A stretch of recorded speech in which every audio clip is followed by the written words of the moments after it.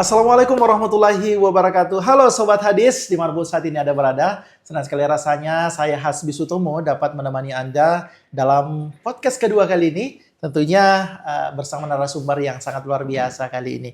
Dan setelah kita menyaksikan beberapa podcast sebelumnya bersama Rektor Yayan Bone, nah kali ini kita kedatangan narasumber yang pengalamannya juga tidak kalah luar biasa sekali. Dan Alhamdulillah telah hadir di samping saya Ayahanda Dr. Muhammad Yunus SAG. Assalamualaikum warahmatullahi wabarakatuh. Waalaikumsalam warahmatullahi wabarakatuh. Apa kabar ini? Alhamdulillah. Sehat? Sehat walafiat. Pokoknya apapun yang kita lakukan insya Allah harus tetap semangat. Ya, wajib itu. Wajib. Nah, seperti yang saya sampaikan sebelumnya bahwasanya beliau ini juga memiliki pengalaman yang sangat luar biasa, baik dari pelosok hingga ke kota pun. Nah, saatnya kita ingin mendengarkan seperti apa sih Pak? Ini Bapak kok bisa sampai di Kabupaten Bone sih Pak? Yang saya dengar, saya pernah membaca referensi sebelumnya Bapak dari Kementerian Agama sebelumnya. Nah, sekarang berada di Yayan Bone dan terkhusus menjadi pejabat di Kepala Biro AUAK Yayan Bone. Nah Pak, seperti apa perjalanan Bapak hingga bisa sampai di titik ini Pak? Ya, Alhamdulillah ada sebuah nikmat besar yang harus saya syukuri ketika menjalani takdir yang ditakdirkan Tuhan kepada saya. Masya Allah. Tak pernah terpikirkan bahwa saya akan ketemu dengan sahabat-sahabat, saudara, kerabat di Yayan Bone, dan ternyata ini adalah nikmat besar bagi saya. Perjalanan saya dari sejak selesai kuliah S1, kemudian menjadi guru honorer di MTS Negeri Model Makassar, kemudian mengajar di STM di Makassar, juga pernah diberi amanah menjadi dosen di Yayan Alauddin.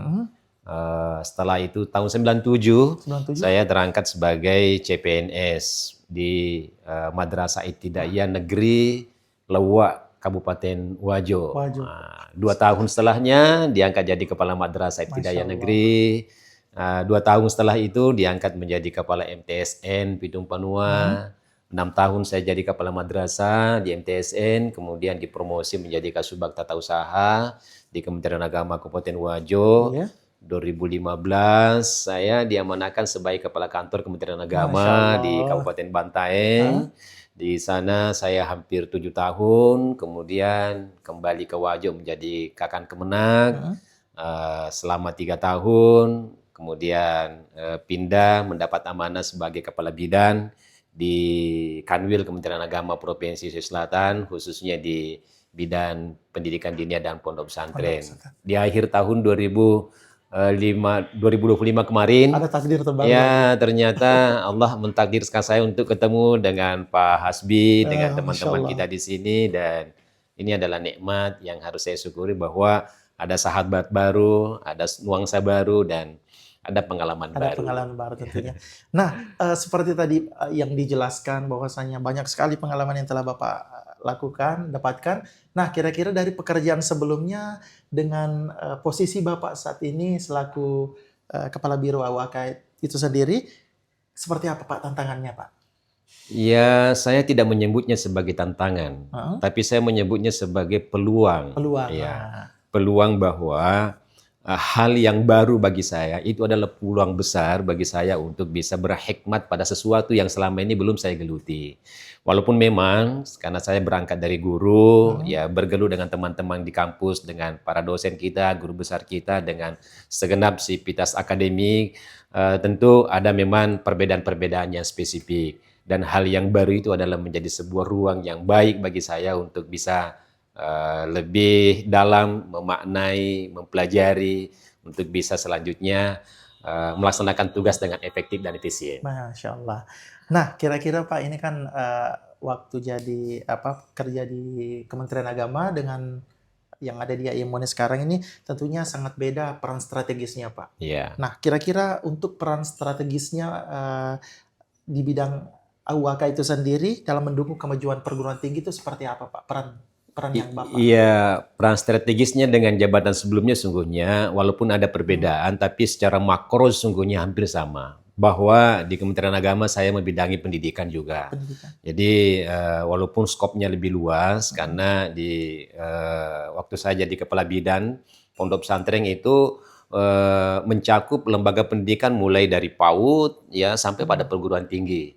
Jadi di sana juga ada Ma'had Ali Mahat yang Ali juga. berada di bawah naungan pondok pesantren. Ini juga adalah bahagian. Nah, setelah masuk di perguruan tinggi, saya kira tetap ada apa namanya ya, ada hubungan lah, ada ketersinambungan ataukah ada kaitan gitu Iya, ya, sehingga tidaklah menjadi hal yang sangat baru, walaupun memang skopnya, kalau kemarin skopnya ya Sulawesi Selatan Sulawesi dengan Selatan. sekian banyak perguruan tinggi kita, madrasah-madrasah dan pondok pesantren kita, sekarang ini kita fokus pada satu lembaga Satu yang kita lembaga. cintai, IAIN Bone. Iya, luar biasa sekali. Nah, Sobat Hadis Yazi Bone, tentunya Pak Dr. Muhammad Yunus SAGM ini selaku Kepala Biro AUAK Administrasi Umum Akademik dan Kemahasiswaan, tentunya ketika kita berbicara seputar akademik dan administrasi, nah mungkin Sobat Hadis Yazi Bone Pak yang lagi nonton saat Iya. ini ingin mengetahui seperti apa sih fungsi utama Biro AUAK dalam mendukung kegiatan akademik mahasiswa dan dosen, Pak? Ya, fungsi administratif di Biro AUAK khususnya tentu terkait dengan akademik, Heeh. ini menjadi penopang untuk layanan-layanan yang kita berikan baik kepada mahasiswa maupun layanan yang kita berikan kepada para tenaga pendidik dan tenaga kependidikan kita. Karena sejatinya biro ini menjadi penggerak, ya, menjadi motivator sekaligus menjadi fasilitator. Jadi memfasilitasi secara administratif untuk jalannya roda perjalanan akademik kampus kita. Ya, sehingga kalau ini macet, ya secara otomatis kampus ini bisa macet ya. Dan kami memiliki peran yang tentu sangat strategis sekali bersama dengan jajaran untuk bisa menopang terciptanya suasana akademik yang kondusif sehingga perjalanan kampus kita dari hari ke hari juga bisa kita rasakan atmosfernya semakin meningkat dan tentu harapan kita mutu yang semakin baik di IAIN Bone ini kita bisa raih. Apalagi Sobat Hadis Yayan Bone juga menginginkan Yayan Bone ini segera menjadi UIN. Insya Allah. Sekarang ini sudah luar biasa kerja tim saya kira di bawah kepemimpinan Pak Rektor tentunya yang telah mengakomodir seluruh potensi-potensi yang ada dengan memaksimalkan seluruh potensi yang ada sehingga insya Allah tinggal kita menunggu. Mudah-mudahan dalam waktu yang tidak lama lagi IAIN Bone segera bertransformasi menjadi Universitas Islam Negeri. Amin, amin. Ya, dan ini adalah harapan besar dan sepertinya tinggal kita akan menjemput takdir itu insya Allah. Insya Allah. Nah, pastinya untuk menjadi UIN itu sendiri pastinya banyak tantangan dan sistem yang harus dilakukan, Pak. Nah, kira-kira sistem administrasi yang dilakukan IAIN Bone untuk beradaptasi dengan perkembangan teknologi saat ini ya, Pak, untuk mendukung proses peralihan status tersebut. Iya, tidak bisa kita pungkiri bahwa era sekarang adalah era digital. Transformasi digital sudah menjadi sebuah keharusan, sudah menjadi sebuah keniscayaan. Sehingga lembaga pendidikan apapun, apalagi namanya perguruan tinggi, kalau tidak bisa menciptakan kampusnya sebagai kampus yang betul-betul terfasilitasi dengan sistem digital yang baik, maka pasti akan terkebelakang. Dan kita bersyukur bahwa di IAIN Bone hal itu sudah kita laksanakan dengan baik dan semangat teman-teman di baik tenaga pendidik, edukasi, para dosen kita, demikian pula tenaga kependidikan kita, juga mahasiswa kita sudah beradaptasi dengan dunia digital. Yeah. Nah, sejauh mana digitalisasi Pak layanan akademik telah diterapkan? Jadi layanan akademik kita yang sudah terdigitalisasi itu mulai dari sistem pendaftaran mahasiswa kita sampai hingga selesai, apalagi proses perkuliahan. Kita akan bukan berupaya, tapi sekarang ini sudah meminimalisir namanya paperless. Ya, tidak ada lagi nanti kertas-kertas itu. Jadi semuanya serba digital sehingga segala hal yang dilakukan oleh tenaga pendidikan kita secara otomatis terdokumentasi, ya, terarsipkan dengan baik sehingga data-data yang sudah terarsipkan dengan baik secara digital ini tentu akan menjadi modal besar bagi perguruan tinggi untuk bisa berkembang karena ini menjadi bahagian yang akan tentu dievaluasi, ditelisik kembali kira-kira di sisi mana yang perlu untuk kita kembangkan di masa-masa yang akan datang. Dosen kita sekarang dengan segala fasilitas yang ada dipaksa untuk harus mengikuti perkembangan yang ada, dan alhamdulillah dosen-dosen kita mampu mengikuti itu. Yang mengikuti perkembangan zaman. Perkembangan zaman Soalnya yang mungkin ada. salah satu contohnya menggunakan apa namanya skripsi tidak perlu menggunakan lagi mengurangi paperless itu tadi. Iya, semuanya kita akan berupaya mengurangi paperless, terkecuali pada hal-hal yang memang sangat prinsipil, yang tidak boleh tidak, harus ada dokumen tertulis melalui itu yang tidak bisa kita hindari. Ya. Tapi layanan yang memang bisa didigitalisasi ya sekarang, surat menyurat itu kita sudah kurangi paperless. Ya. Ya, Pak Rektor sampai ke jarang ke bawah itu tidak perlu lagi nanti ke depan menggunakan kertas untuk mendisposisi. Tinggal kita melalui aplikasi yang ada. Sekarang kita punya Sri Kandi yang sangat baik sekali. Kita punya Tusita yang selama ini cukup mendukung proses administrasi yang ada di kampus. Kita punya aplikasi Simadu dan beberapa aplikasi-aplikasi yang teman-teman ciptakan sendiri juga ada yang mendukung proses digitalisasi ini terlaksana dengan baik, dan itu arahnya adalah untuk mencipta situasi dan kondisi kampus kita menjadi kampus yang digital. Masya Allah. Nah, para sobat hadis IAIN Bone, tentunya itulah tadi inovasi-inovasi terbaru yang telah dilakukan oleh Biro Wakat sendiri terkait masalah pelayanan administrasi kepada mahasiswa, dan saya rasa mudah-mudahan nanti ke depannya proses pelayanannya lebih mudah, kemudian dapat memudahkan semua proses administrasi yang ada di IAIN Bone itu Siap, sendiri. insya Allah. Nah, para sobat dari IAIN Bone, tentunya kali ini saya akan bertanya kepada Bapak terkait masalah keuangan dan transparansi dari IAIN Bone itu sendiri. Nah, seperti yang diharapkan oleh Menteri Agama terkait transparansi pengelolaan anggaran di perguruan tinggi. Nah, bagaimana Bapak memastikan transparansi dan akuntabilitas dalam proses pengelolaan keuangan kampus ini, Pak? Ya, pertama memastikan bahwa seluruh proses perencanaan itu berjalan dengan baik. Bahwa suksesnya sebuah rangkaian kegiatan yang akan dicapai di masa yang akan datang itu sangat ditentukan oleh proses perencanaan yang matang.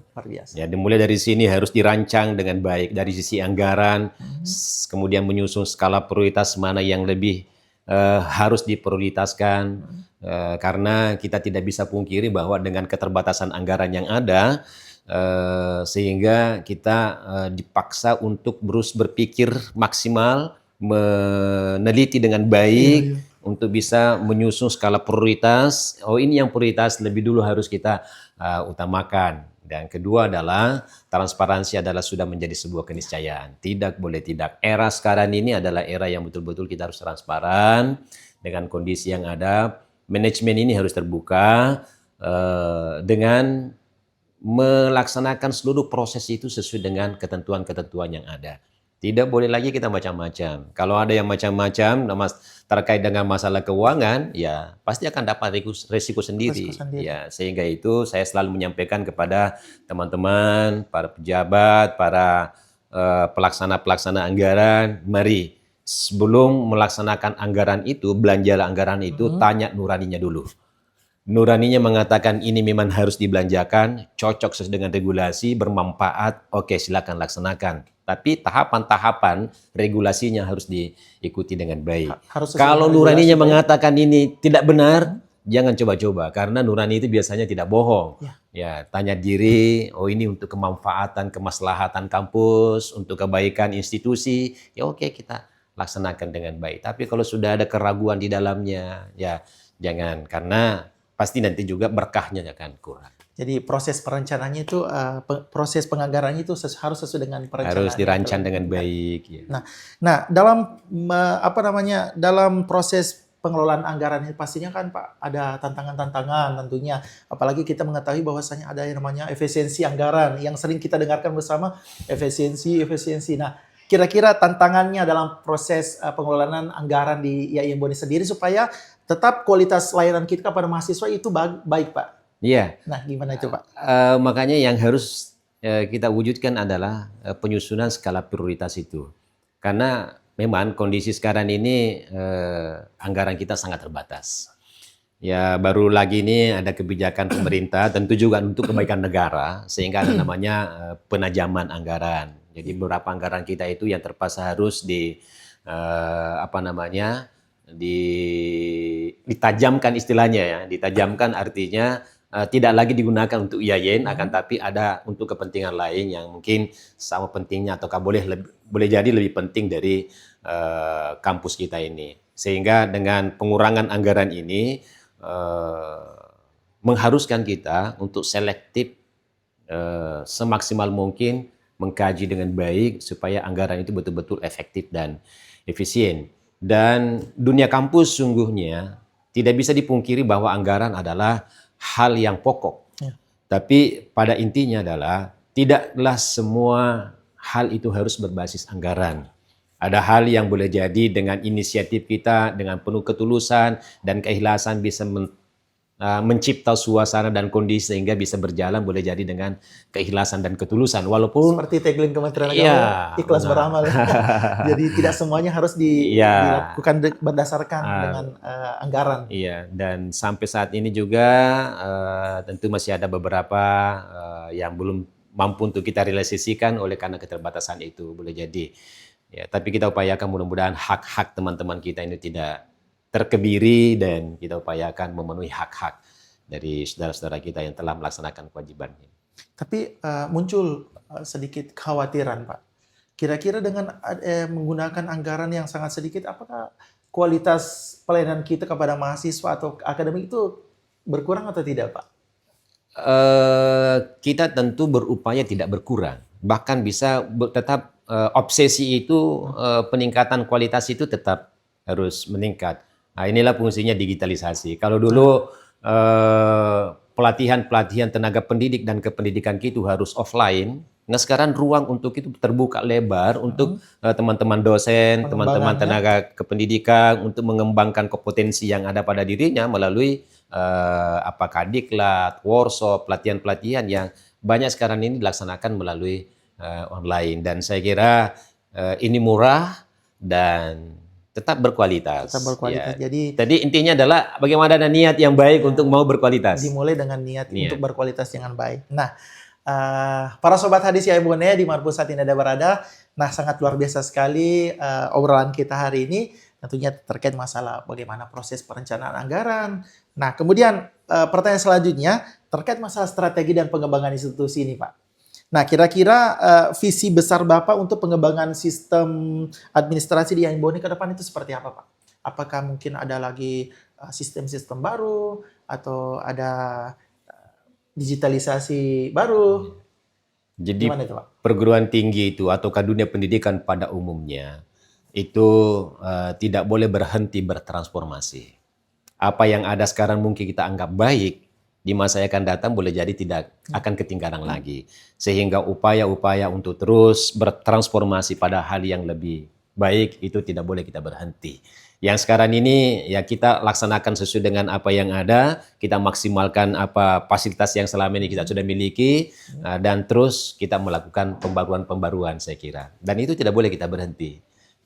Nah, seperti harapan dari perguruan tinggi itu sendiri bahwasanya salah satu langkah atau pencapaian yang luar biasa itu ketika perguruan tinggi itu mendapatkan akreditasi yang unggul. Iya. Nah, kira-kira Pak peran AUAK sendiri untuk mendukung akreditasi dan peningkatan mutu kampus itu seperti apa, Pak?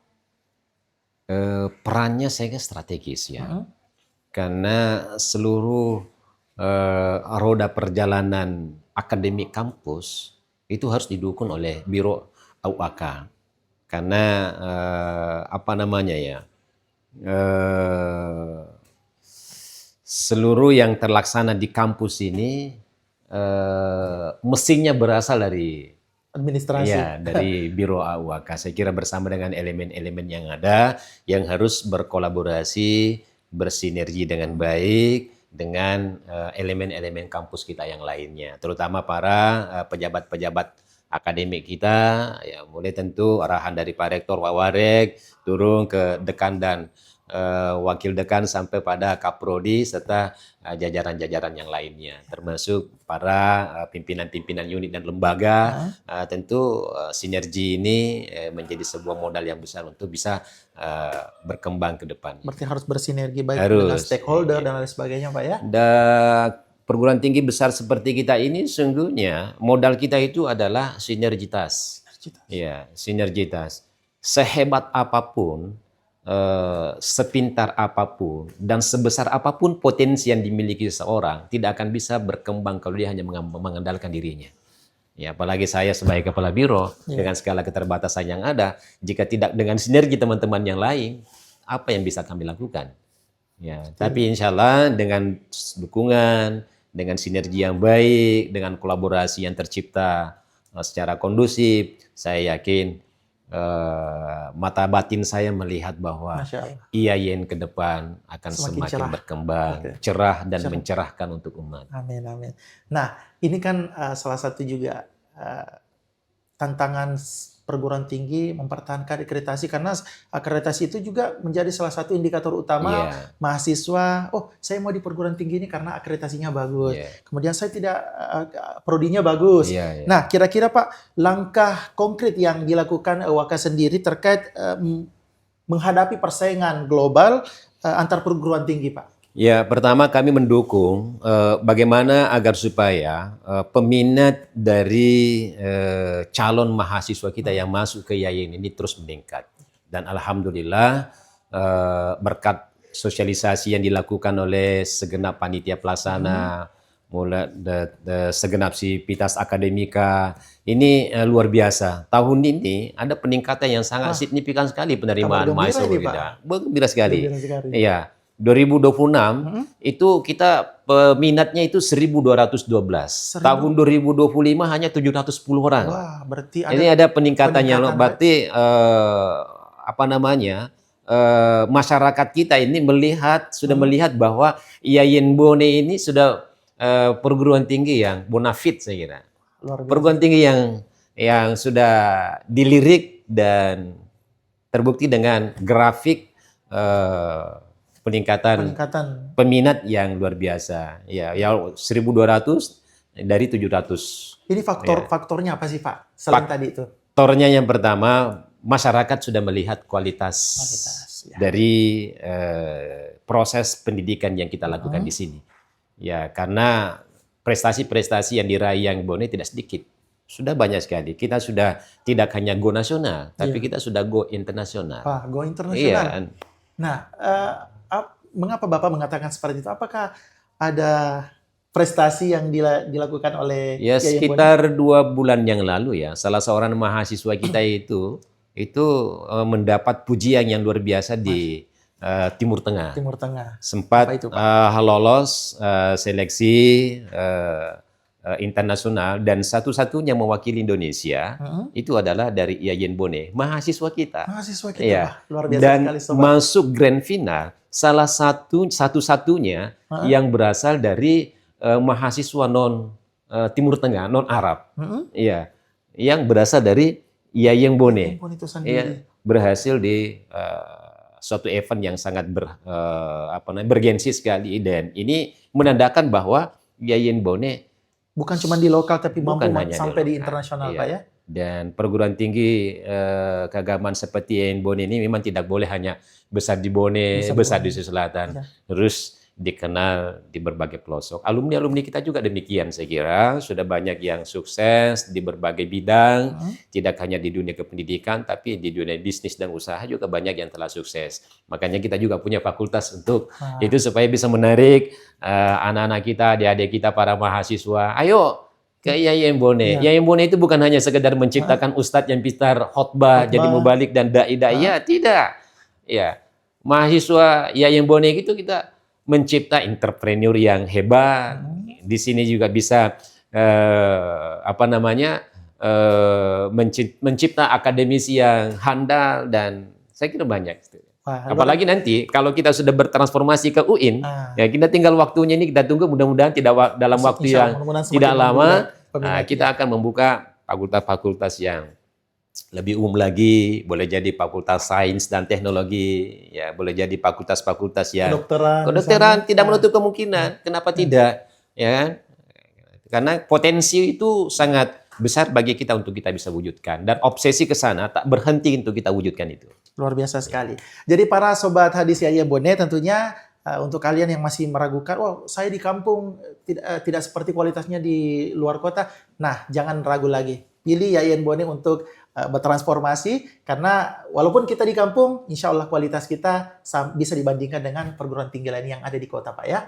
Nah, kita lanjutkan sobat hadis Yayan Bone terkait perspektif mahasiswa dan sumber daya manusia Pak di Yayan Bone. Ya. Bagaimana Bapak melihat ini selaku Kepala Biro AWK, melihat peran mahasiswa dalam mendukung tertib administrasi kampus, Pak? Kuncinya adalah disiplin. Ya.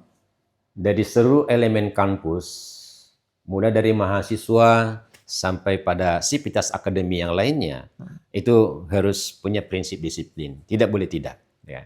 Disiplin waktu, disiplin bekerja, ya, disiplin pada hal birokrasi, ya, disiplin yang baik tentu dilakukan, yang tidak baik jangan lakukan. Itu harus mendisiplinkan diri dan itu menjadi kunci. Kalau seluruh elemen ini berjalan dengan baik, ya pasti akan sukses ke depan itu. Nah, jadi kira-kira pesannya Bapak kepada mahasiswa agar lebih sadar pentingnya administrasi itu seperti apa?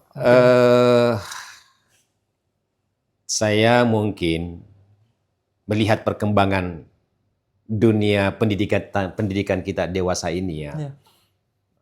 Kampus-kampus itu tidak diragukan menciptakan orang-orang yang pintar, orang-orang yang cerdas. Tapi tidak semua kampus mampu mewujudkan insan-insan akademik yang berakhlak mulia, yang memiliki karakter Islami sebagaimana kita di kampus ini di Yayan Bone ini sebagai perguruan tinggi keagamaan Islam, ya sehingga itu kita di Yayan Bone berupaya semaksimal mungkin bagaimana sisi akademik mahasiswa kita itu terpenuhi, prosesnya berjalan dengan baik dan menghasilkan lulusan yang berkualitas, tapi dibalik itu bahwa adab, tata krama, akhlakul karimah adalah menjadi hal yang wajib untuk kita tanamkan pada pribadi-pribadi mahasiswa kita sehingga tercipta sinergi adab, tata krama, sopan santun, akhlakul karimah dengan melejitnya intelektual mahasiswa kita, makanya akan menjadi sebuah kekuatan yang hebat untuk mencipta insan-insan masa depan yang berkualitas. Ya, luar biasa sekali. Nah, jika Bapak bisa mengubah satu hal dalam sistem pendidikan saat ini, apa yang ingin dirubah, Pak? Apa ya? Apa ya? Merubah Ini kan sudah bagus. Ya. Sudah bagus sistem pendidikan saat ini. Nah, kira-kira ketika misalnya Bapak bisa mengubah satu hal, kira-kira apa yang mau diubah, Pak? Agar pendidikan kedepannya lebih bagus. Dalam perjalanan hidup sudah hampir 30 tahun menjadi ASN. Ya. Saya tidak pernah berpikir untuk merubah orang. Tapi perubahan itu harus berangkat dari diri kita. Tidak bisa kita merubah sesuatu kalau kita tidak bisa merubah diri pribadi. Jangan muluk-muluk mau merubah sebuah institusi, merubah sebuah hal, kalau kita tidak bisa merubah diri kita. Jadi saya selalu menatap diri. Di mana letak kekurangan saya? Di mana letak kelemahan saya? Di mana letak hal yang harus saya perbaiki? Ketika sudah mampu merubah diri, maka sudah kita punya modal untuk bisa merubah sesuatu yang tidak baik menjadi baik. Jadi kuncinya adalah tatap diri, dari ketika mengetahui kekurangan dan kelemahan yang ada pada diri, maka setidaknya menjadi modal besar untuk berbaik, memperbaiki diri, dan itu menjadi modal untuk mengajak orang lain secara kelembagaan untuk bisa berubah ke arah yang lebih positif. Wah, Masya Allah. Nah, terakhir nih Pak, saya mau bertanya, kira-kira saya tertarik dengan pengalaman, kemudian yang Bapak sampaikan tadi, insya Allah Yayan Bone ini akan mengarah kepada kebaikan, Pak ya, insya Allah. Nah, untuk sebagai Kepala Biro AWK, apa prinsip yang Bapak selalu pegang dalam menjalankan amanah ini, Pak? Pertama, prinsipnya adalah ikhlas. dan tulus. Walaupun ikhlas dan tulus itu bukan sungguhnya untuk diucapkan, ya, tapi untuk diimplementasi. Bahwa tidak ada pekerjaan yang berat, tidak ada pekerjaan yang susah, dan tidak ada pekerjaan yang sulit kalau pandangan batin kita, mindset kita, pandangan jiwa kita memandang bahwa itu adalah sebuah hal yang baik untuk kita lakukan sehingga memotivasi diri untuk tulus. Ketika tulus itu hadir, ikhlas itu hadir, maka pada prinsipnya akan mendorong kita untuk memaksimalkan kerja kita. Tidak akan bisa bekerja dengan baik seseorang kalau dia tidak tulus. Ya, makanya saya mengajak teman-teman di IAIN Bone dan kepada siapapun kita, apapun yang kita hadapi, pekerjaan apapun kita hadapi, pandanglah itu sebagai sebuah pengabdian. Pandang itu sebagai sebuah ibadah. Pandang itu sebagai sebuah bahagian yang mengantar kita untuk menjemput takdir baiknya Allah Subhanahu wa taala, dan itu akan menjadi modal. Ya, karena akan menjadi kekuatan batin. Kalau itu tidak ada, kita tidak bersemangat bekerja.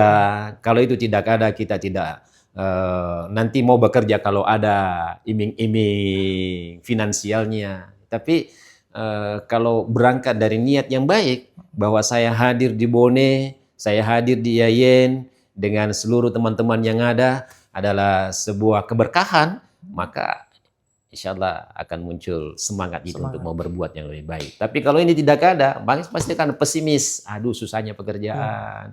Aduh, beratnya. Maka yang muncul adalah keluh kesah. Keluh kesah tidak akan menyelesaikan persoalan. Tapi semangat yang muncul dari ketulusan menjadi spirit yang luar biasa untuk kita bisa berbakti. Masya Allah, luar biasa sekali para sobat hadis IAIN Bone. Untuk memulai pekerjaan harus dimulai dengan ketulusan dan keikhlasan. Insya Allah dengan ketulusan dan keikhlasan apapun pekerjaan kita, insya Allah akan mudah untuk dilakukan. Nah, para sobat hadis IAIN Bone, demikianlah perjumpaan kita dalam podcast kedua kali ini bersama narasumber kita dari AUAK, Administrasi Umum Akademik dan Kemahasiswaan, Bapak Dr. Muhammad Yunus SAG MAG. Terima kasih banyak Pak atas kesediaannya. Terima kasih banyak, luar biasa. Pak Hasbi ini cerdas sekali ya. Masya Allah. Itu karena sinergitas antara dosen dan semuanya yang ada di IAIN Bone itu sendiri. Tidak hanya orangnya gagah tampan rupawan, tapi ternyata wawasannya luar biasa. Seperti narasumbernya Pak. Masya Allah. Terima kasih. Saya ingin mengutip satu hal dari buku Adi Wongso mengatakan the price of greatness is responsibility. Harga sebuah kebesaran adalah tanggung jawab. Seperti yang dikatakan tadi narasumber kita bahwasanya semuanya berdasarkan tanggung jawab. Maka hal yang menjadi yang besar itu adalah ketika kita melakukan itu dengan penuh tanggung jawab. Dan mudah-mudahan kita dapat melaksanakan amanah ini dengan penuh tanggung jawab. Amin. Nah, sebelum kita menutup, saya ingin menyampaikan kepada adik-adik bahwasanya untuk jalur SPAN PT KAIN itu sudah kita rilis bersama dan alhamdulillah sudah ada lulusan 747. Jadi kami tunggu untuk melakukan pendaftaran ulang dan masih dibuka UMPT KAIN tentunya dimulai dari tanggal 13 April sampai 30 Mei 2026 dan Anda bisa akses di um.ptkin.ac.id dan juga nantinya akan ada di jalur mandiri di pmb.iainbone.ac.id. Terima kasih. Assalamualaikum warahmatullahi wabarakatuh dan sampai jumpa. Waalaikumsalam warahmatullahi wabarakatuh.